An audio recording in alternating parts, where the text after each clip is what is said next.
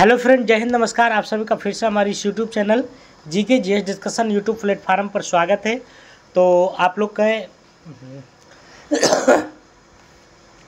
Hello friend, जय हिंद, नमस्कार। आप सभी का फिर से हमारी इस YouTube channel GK GS discussion YouTube platform पर स्वागत है। तो जैसा कि आपको पता है कि ज्ञान बिंदु जीएस एकेडमी सर के द्वारा जो है जनरल स्टडीज़ का ये देख सकते हैं आप स्पेशल टेस्ट सीरीज चलाया जा रहा है, जो कि ये देखिए सभी एग्जामों के लिए जो है क्या है महत्वपूर्ण है। और आज हमारा छठा सेट है, ठीक है। और ये जो है छठा सेट है, ठीक है। और ये 19 तारीख वाला सेट है, ठीक है। तो चलिए हम इसका आज देखते हैं, एनालिसिस करते हैं और आप लोग वीडियो में बने रहिए। इसका पीडीएफ भी आपको टेलीग्राम चैनल हमारे पर मिल जाएगा, ठीक है। आप जा करके उसे पढ़ सकते हैं, देख सकते हैं। चलिए, तो पहला क्वेश्चन की अगर हम बात करते हैं, इससे पहले इसको थोड़ा सा हम बड़ा कर लेते हैं, ठीक है। चलिए, तो पहला क्वेश्चन है, निम्नलिखित में से किस राज्य से होकर कर्क रेखा गुजरती है। तो कर्क रेखा जो है आपको पता है कि 8 राज्यों से गुजरती है, जिसका ट्रिक होता है मित्र पर गमछा झाड़, है ना। तो पास है पंजाब इसमें से जो है आपका नहीं होगा, ठीक है। गुजरती है पूछ रहा है, ठीक है। तो मध्य प्रदेश से गुजरती है। महाराष्ट्र, असम इस सब से नहीं गुजरती है, मध्य प्रदेश से गुजरती है। बूढ़ी गंडक किसकी सहायक नदी है। तो बूढ़ी गंडक जो है ये गंगा की क्या है, तो सहायक नदी है। अगला क्वेश्चन है, बंगाल की दीवानी अधिकार अंग्रेजों को मिला था।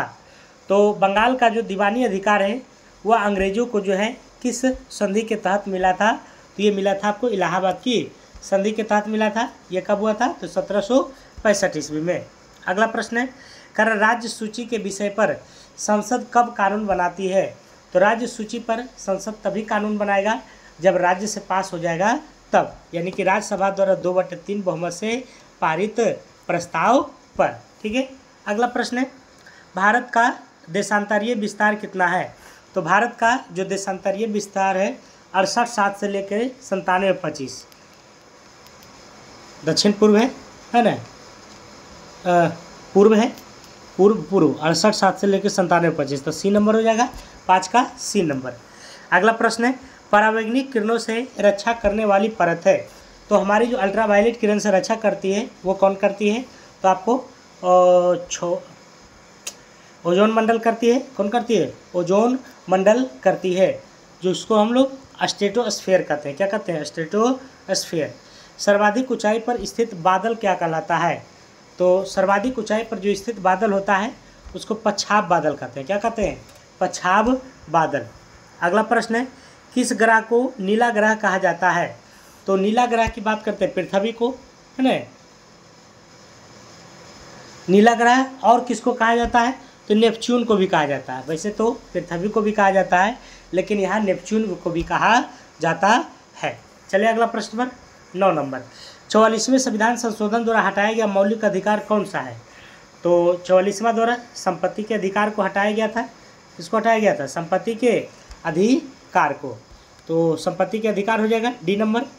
10 नंबर के क्वेश्चन की बात करते हैं, सर्वोच्चता के सिद्धांत के प्रतिपादक कौन थे। तो सर्वोच्चता के सिद्धांत के प्रतिपादक जो थे वो कौन थे। तो 10 नंबर क्वेश्चन का राइट आंसर हो जाएगा आपका 1 नंबर, ठीक है, लॉर्ड हेस्टिंग्स। सर्वोच्चता के सिद्धांत का प्रतिपादक कौन था, लॉर्ड हेस्टिंग्स। निम्नलिखित में कौन सी पुस्तक महात्मा गांधी से संबंधित है। तो महात्मा गांधी इंडिया डिवाइडेड तो आपको राजेंद्र प्रसाद, पद्मावत का मलिक मोहम्मद जैसी है। यंग इंडिया हो जाएगा, क्या हो जाएगा, यंग इंडिया, ठीक है। अगला प्रश्न, महाबलीपुरम का सप्त रथ मंदिर किसने बनवाया था। तो चालुक्यों के द्वारा बनाया गया था, पल्लवों के द्वारा। किसके द्वारा, तो पल्लवों के द्वारा। महाबलीपुरम का सप्त रथ मंदिर जो है, रथ मंदिर किसके द्वारा, पल्लवों के द्वारा। अगला क्वेश्चन है, सर्वाधिक ऊंचाई पर स्थित मतदान केंद्र तासीगंग किस राज्य में है। तो सर्वाधिक ऊंचाई पर स्थित मतदान केंद्र तासीगंग है, जिसका नाम है आपको हिमाचल प्रदेश। कहाँ है, तो हिमाचल प्रदेश में। रानी दुर्गावती कहाँ की शासिका थी। तो रानी दुर्गावती की अगर हम बात करते हैं तो ये जो आपको था, कहाँ के था, तो गोंडवाना की थी। कहाँ थी, गोंडवाना की। अगला क्वेश्चन है, 11 के जनगणना के अनुसार भारत की साक्षरता दर कितनी है। तो भारत की जो साक्षरता दर है वह कितनी है, तो आपको बताना है कितना है। तो ये हो जाएगा 73%। कितना है, 73%। अगला क्वेश्चन है, कोठारी आयोग का जो संबंध है वह किससे है? तो ये आपको शिक्षा से, कोठारी आयोग का संबंध किससे है? शिक्षा से है। अगला क्वेश्चन है पाटलिपुत्र के संस्थापक कौन है? उदयन है ना? वही उदयन जिसने अपने पिता को मार करके जो है गद्दी पर बैठा था। उदयन जिसको जो है उदयन जो है, अगर आपसे पूछेगा किस वंश से संबंधित है तो आप कमेंट बॉक्स में ज़रूर बताइएगा, ठीक है। और बिंदुसार, अशोक, ये सब जो है बिंदुसार और अशोक जो है मौर्य वंश से संबंधित था, ठीक है। बिंबिसार है ना, बिंबिसार का बेटा था क्या? अजातशत्रु, और अजातशत्रु का जो बेटा था उदयन था, ठीक है। बिंबिसार जो है सबसे प्रतापी राजा था।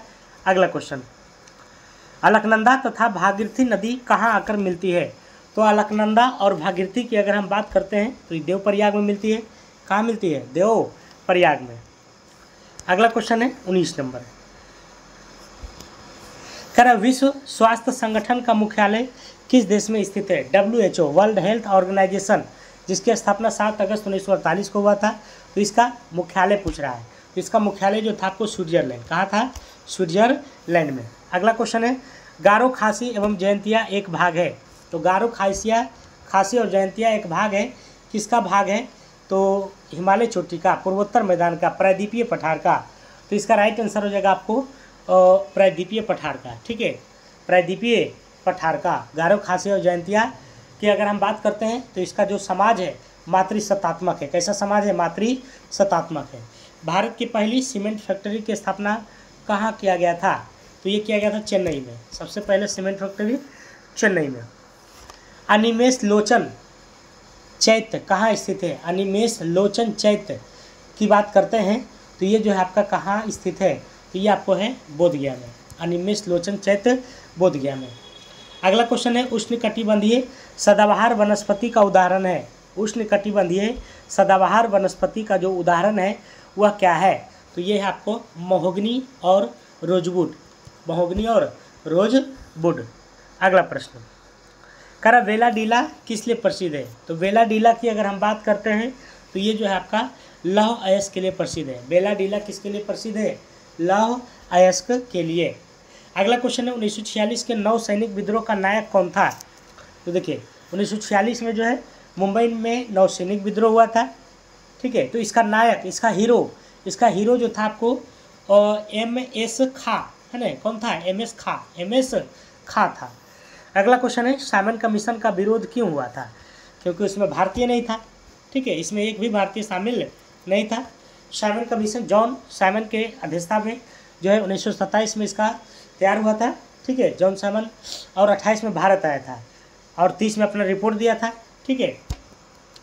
फॉरवर्ड ब्लॉक ये क्यों आया था? तो 1919 के भारत शासन अधिनियम की जांच करने के लिए। फॉरवर्ड ब्लॉक की स्थापना किसने किया था? फॉरवर्ड ब्लॉक की स्थापना जो है आपको सुभाष चंद्र बोस के द्वारा, ठीक है। ये कब किया गया था? 1939 ईस्वी में। 1939 में। तूतीकोरिन बंदरगाह किस राज्य में स्थित है? तो तूतीकोरिन बंदरगाह जो है आपका ये पड़ता है तमिलनाडु में। कहाँ पड़ता है? तमिलनाडु में। तूतीकोरिन बंदरगाह किस राज्य में स्थित है? तमिलनाडु में। राज्यसभा कितने दिनों तक धन विधेयक को रोक सकती है? तो राज्यसभा की बात कर रहा है, लोकसभा राज्यसभा। राज्यसभा क्या है? उच्चतम सदन है, अस्थायी सदन है, और कितने दिन तक जो है? तो 14 दिन तक, ठीक है। 14 दिन के बाद जो है अपने आप क्या हो जाता है? लागू हो जाता है। कनिष्क को हराने वाला चीनी जनरल कौन था? तो कनिष्क को हराने वाला जो चीनी जनरल था वह था पान चाओ, ठीक है। अगला क्वेश्चन है सिंधु घाटी सभ्यता के निम्नलिखित स्थलों में से किस में बृहत स्नानगर पाया जाता है? तो बृहत स्नानगर तो आपको मोहनजोदाड़ो में है, हाँ, मोहनजोदाड़ो। अगला प्रश्न,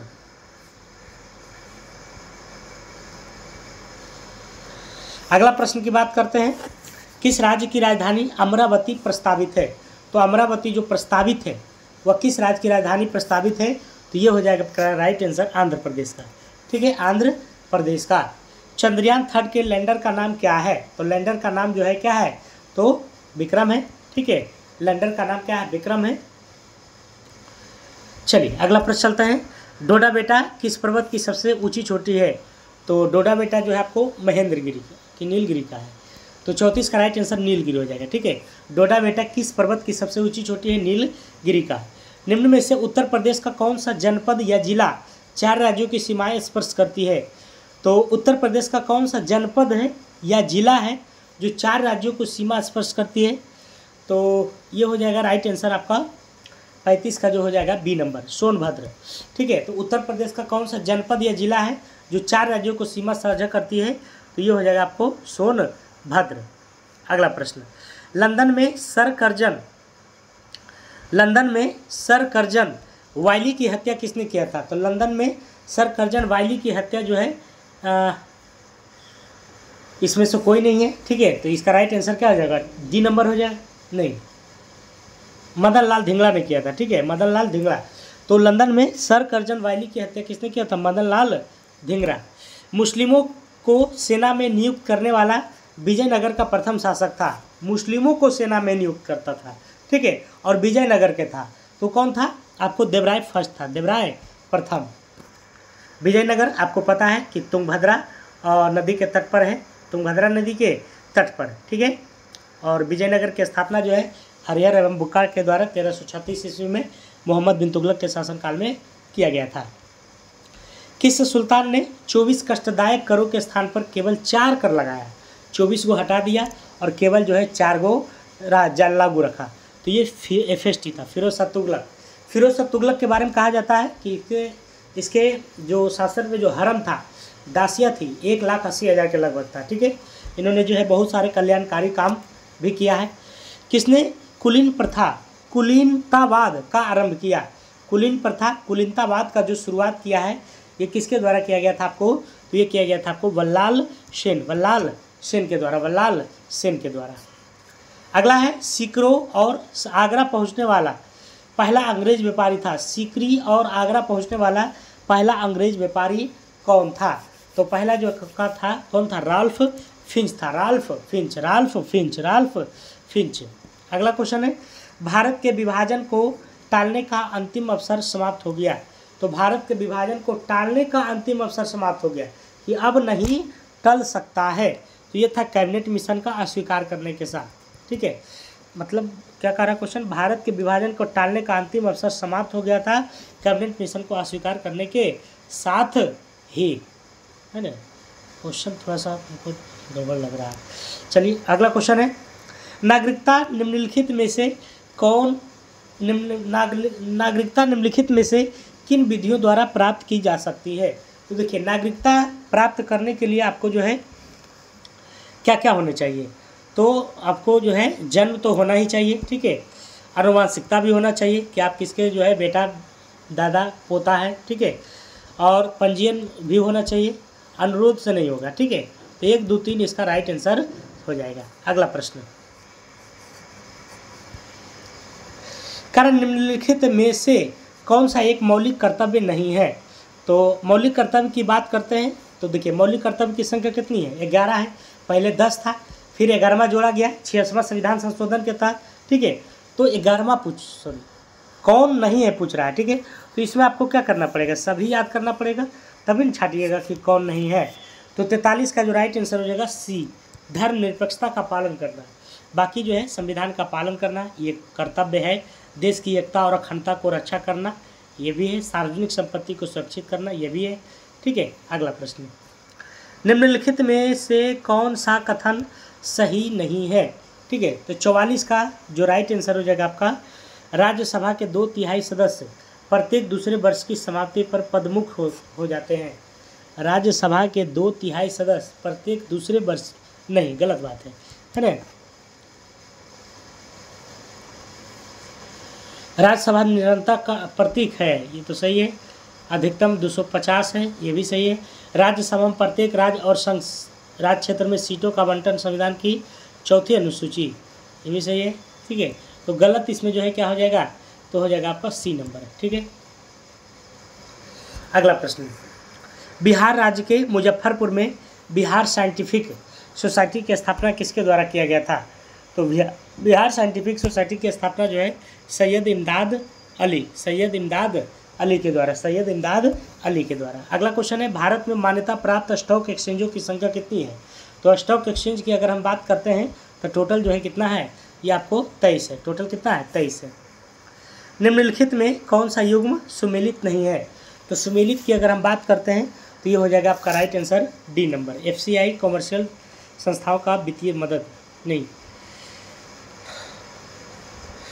आयात निर्यात बैंक एग्जिम बैंक है। बैंकों का बैंक RBI, औद्योगिक बैंक IDBI है। ठीक है, अगला प्रश्न, वर्ष के अधिकांश हिस्से में बेरोजगार रहने वाले व्यक्तियों की संख्या को कहा जाता है?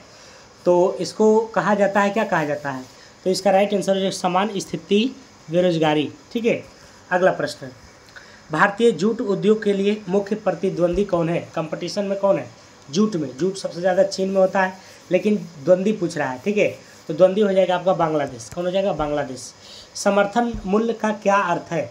तो समर्थन मूल्य का अर्थ जो है आपका ये है न्यूनतम विक्रय मूल्य जिस पर सरकार क्रय करने का आश्वासन देती है। ठीक है, अगला क्वेश्चन है, कारण निम्नलिखित में से कौन राष्ट्रीय खाद्यान्न सुरक्षा मिशन में शामिल नहीं है? तो 51 का राइट आंसर हो जाएगा आपको 1 नंबर। ठीक है, क्या हो जाएगा? 1 नंबर हो जाएगा, तिलहन हो जाएगा। ठीक है, क्या हो जाएगा? तिलहन हो जाएगा। अगला क्वेश्चन है, निम्नलिखित में से कौन सा एक सही सुमेलित नहीं है? ठीक है, सही सुमेलित नहीं है, तो सही सुमेलित नहीं आपका ये हो जाएगा आपका राइट आंसर सी, सब्जियों की खेती हार्टिकल्चर, बाकी फसलों की खेती एग्रोनॉमी, फूलों की खेती फ्लोरिकल्चर और फलों की खेती जो है पोमोलॉजी। ठीक है, अगला प्रश्न, प्रोजेक्ट एरो का संबंध किसके आधुनिकीकरण से है? तो प्रोजेक्ट एरो का जो संबंध है वह किसके आधुनिकीकरण से है? तो ये आपको डाकघर, एरो का संबंध किससे? डाकघर से। जन योजना का प्रारूप किसने तैयार किया था? तो जन योजना का जो प्रारूप है, ड्राफ्ट है, इसका जो है तैयार MN राय ने। जन योजना का प्रारूप MN राय। किस वर्ग या समूह के प्राणी अगतिशील होते हैं? तो किस वर्ग या समूह के प्राणी अगतिशील होते हैं? तो ये होते हैं आपको पोरीफेरा। निम्नलिखित में से किसे मानव शरीर का सैनिक कहलाता है? तो 56 का राइट आंसर हो जाएगा डी, WBC। चूने से सफ़ेदी के दौरान CaOH हवा में के साथ धीरे धीरे अभिक्रिया करता है ताकि दीवार पर CaCO3 का पतली परत बन सके। तो इसका राइट आंसर हो जाएगा आपका डी नंबर, CO2। ठीक है,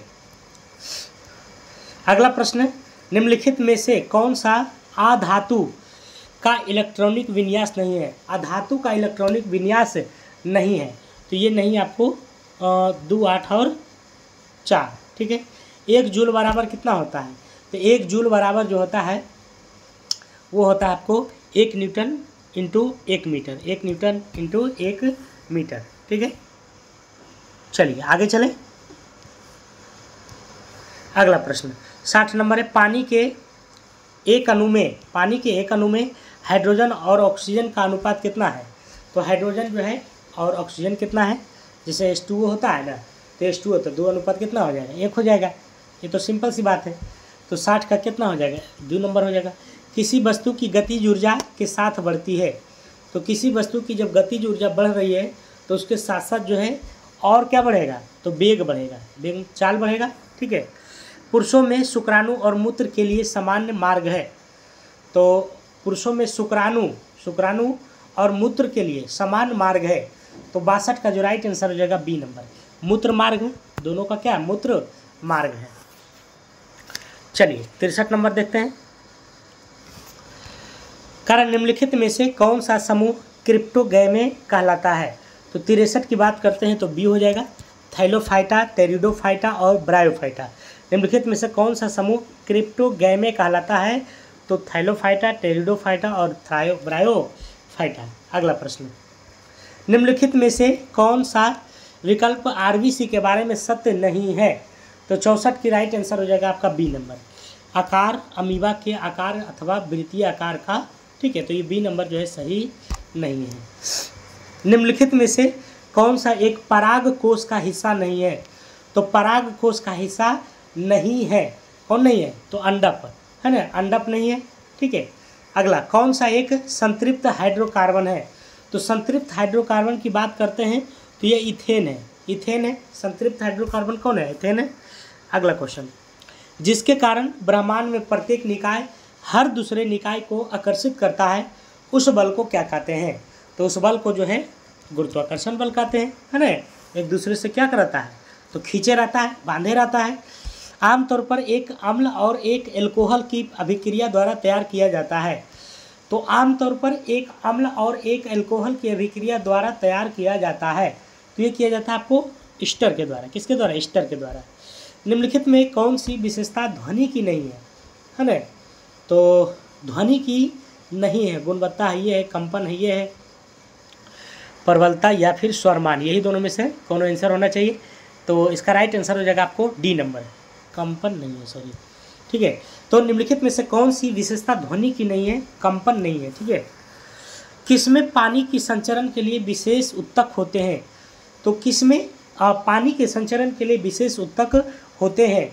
तो ये होते हैं आपको जिम्नोस्पर्म। ठीक है, जिम्नोस्पर्म। उम्मीद करते हैं कि आप लोग पूरा वीडियो देखिएगा और इसका आंसर मैंने बता ही दिया है। इसका PDF हम आपको टेलीग्राम चैनल पर दे देंगे, लिंक में जा करके ज्वाइन कर लीजिएगा। ठीक है, और ये जो है आपको जैसे जैसे सेट ज्ञान बिंदु सर का आते रहेगा वैसे वैसे हम आपको देते रहेंगे। ठीक है, बिल्कुल फ्री में। पृथ्वी की सतह पर जहाँ वायु का घर्षण नगण्य हो, वस्तु से गिरती है, तो राइट आंसर हो जाएगा आपको एक समान त्वरण। ठीक है, तो आपका सिर्फ काम है लाइक करना, सब्सक्राइब कर दीजिए, शेयर कर दीजिए, बस इसी में हम खुश रहते हैं। पृथ्वी की सतह पर मापे जाने पर एक वस्तु का भार 60 न्यूटन है। चंद्रमा की सतह पर इसका भार क्या होगा? तो 60 का 6 से भागा दे दीजिए, 10 न्यूटन हो जाएगा। कितना हो जाएगा? 10 न्यूटन हो जाएगा, क्योंकि 1/6 होता है। ठीक है, वायु की प्रकृति के अनुसार कौन सा पदार्थ एक विशेष रंग के साथ चमकते हैं? तो वायु की प्रकृति के अनुसार कौन सा पदार्थ एक विशेष रंग के साथ चमकते हैं? तो ये चमकते हैं आपको 73 का राइट आंसर क्या हो जाएगा? तो डी हो जाएगा। क्या हो जाएगा? तो डी हो जाएगा। ठीक है, डी में क्या है? तो प्लाज्मा। निम्नलिखित में से कौन सा विलयन बिजली का संवहन नहीं करता है? कौन सा जो है विलयन बिजली का संवहन नहीं करता है? तो नहीं करने वाला में से है आपका 74 का शर्करा, है ना। चीनी जो है, शर्करा जो है, वो बिजली का जो है संवहन बिल्कुल नहीं करता है। भारत के संदर्भ में केंद्रीय अधिनियमों पर विचार कीजिए। तो केंद्रीय अधिनियमों पर जो है विचार करने की बात है। ठीक है, तो इसका जो राइट आंसर हो जाएगा आपको सी नंबर हो जाएगा। 1, 2, 3 और 4 सभी सही है। एक बार पढ़ते हैं। कि आयात एवं निर्यात नियंत्रण अधिनियम 1947 सत्य है। खनन एवं खनिज विकास अधिनियम 57, सीमा शुल्क अधिनियम 62, भारत वन अधिनियम 1927। तो ये चारों को आपको क्या करना है? रट लेना है, क्योंकि चारों पूछा जाता है। अगला प्रश्न सी नंबर हो जाएगा इसका राइट आंसर। 76 के जैव मंडलीय आरक्षित क्षेत्र और सूची 2 में राज्य है। ठीक है, मतलब कौन कहाँ है? ठीक है, तो सिमलीपाल जो है आपका उड़ीसा में है। सिमलीपाल कहाँ है? उड़ीसा में। देखिए, A का 4 जो है दुदुगा में। कंचनजंगा जो है आपका सिक्किम में है। डी का जो है 1, तो डी का एक जो है यहाँ है, यानी कि इसका राइट आंसर क्या हो जाएगा? B number. मिलाने वाला यही नियम है, मिलाने का। 2 को मिला करके जो है निकल जाना है। ठीक है, अगला प्रश्न। निम्नलिखित वर्षों में से कब पर्यावरण संरक्षण अधिनियम पारित हुआ था? तो पर्यावरण संरक्षण अधिनियम जो है 1986 में आया था। क्या सत्य है ना? 1986 में बिल्कुल सत्य है। और अधिनियम अभी बताए थे। कि रिसोर्गीमेंटो समाचार पत्र किसने प्रकाशित किया है? रिसोर्गीमेंटो समाचार पत्र जो प्रकाशित किया है वो किया था आपको काउंट डी काबोर, है ना। तो रिसोर्गीमेंटो समाचार पत्र किसने प्रकाशित किया? काउंट डी काबोर। निम्नलिखित में कौन सा देश गणतंत्र देश नहीं है? राजतंत्र है। ठीक है, तो 79 का जो राइट आंसर हो जाएगा आपको चाइना। गणतंत्र देश की श्रेणी में नहीं आता है। ठीक है, याद रखिएगा। चलिए अगला क्वेश्चन है, वाटरलू का युद्ध किस वर्ष हुआ था? तो वाटरलू का युद्ध की अगर हम बात करते हैं तो ये हुआ था आपको 1815 में। 1815 में। डोंगरी भाषा मुख्य रूप से किस राज्य या केंद्र शासित प्रदेश में बोली जाती है? तो डोंगरी भाषा जो है आपको जम्मू एंड कश्मीर में बोली जाती है। ठीक है, अगला क्वेश्चन। धोती गमछा स्वदेशी वस्त्र का प्रतीक है। तो धोती जो गमछा है वह किसका प्रतीक है आपको, तो 82 का राइट आंसर हो जाएगा आपका असम का, ठीक है, धोती गमछा। अगला क्वेश्चन है, निम्नलिखित में कौन प्रमुख बौद्ध मुद्राओं में शामिल है। तो बौद्ध मुद्राओं में जो शामिल है ये आपको कौन कौन सा है, ठीक है। तो 83 का जो राइट आंसर हो जाएगा आपका सी नंबर। 1 3 4 5, 1 3 4 5 यानी कि कौन कौन हो जाएगा, 1 हो जाएगा अभय मुद्रा, 3 हो जाएगा भूमि स्पर्श मुद्रा, 4 हो जाएगा धर्म चक्र मुद्रा और 5 हो जाएगा ध्यान मुद्रा, यानी कि 2 को छोड़ करके सभी है, ठीक है। अगला प्रश्न, कैसे मेमोरी के लिए मुख्य रूप से निम्न में से किसका उपयोग किया जाता है। तो 84 का राइट आंसर हो जाएगा SRAM का, है ना, SRAM। अगला क्वेश्चन है, अगला की बात कर लेते हैं 85 नंबर क्वेश्चन का। निम्नलिखित में से MS ऑफिस के प्रोडक्ट हैं। तो MS ऑफिस में MS वर्ड भी होता है ना, MS वर्ड में और क्या क्या होता है, तो आपका एक एक्सेस होता है, ठीक है, और कल नहीं होता है। तो यहाँ पर 1 और 3 हो जाएगा, 1 और 3 राइट आंसर। अगला क्वेश्चन है, भारत की सबसे लंबी मारक क्षमता वाली बैलिस्टिक मिसाइल कौन सी है। तो सबसे लंबी मारक क्षमता वाली जो बैलिस्टिक मिसाइल है वो कौन सी है, तो 1 नंबर हो जाएगा अग्नि 5 हो जाएगा। अगला क्वेश्चन है, भैंस की किस प्रजाति को ब्लैक गोल्ड ऑफ हरियाणा कहा जाता है। तो ब्लैक गोल्ड ऑफ हरियाणा जो है ये किस प्रजाति को, तो ये मुर्रा को, ठीक है, मुर्रा भैंस की प्रजाति है। कह रहा जयपुर में एक महल है जिसे सवाई प्रताप सिंह ने बनवाया था, ठीक है, तो उसका महल है हवा महल। हवा महल कहाँ है, जयपुर में है। हवा महल कहाँ है, जयपुर में। कह रहा दूसरी सबसे बड़ी कृत्रिम झील है। पहला तो चेन्नई वाला है, ठीक है, लेकिन यहाँ पर दूसरा पूछ दिया है। तो दूसरा की अगर हम बात कर लेते हैं तो यहाँ पर जो है आपको हो जाएगा राजस्थान में ढेबर झील, राजस्थान में ढेबर झील। चलिए अगला प्रश्न है, कह रहा विश्व का सबसे बड़ा यूरेनियम उत्पादक देश कौन सा है। यूरेनियम उत्पादन में सबसे बड़ा देश कौन है। तो सबसे बड़ा जो है कजाकिस्तान है। सबसे बड़ा देश कौन है, कजाकिस्तान। बहत कहाँ की मुद्रा है, तो बहत जो है आपका ये कहाँ की है, थाईलैंड की है। कहाँ की है, थाईलैंड की। बहत कहाँ की मुद्रा है, थाईलैंड की।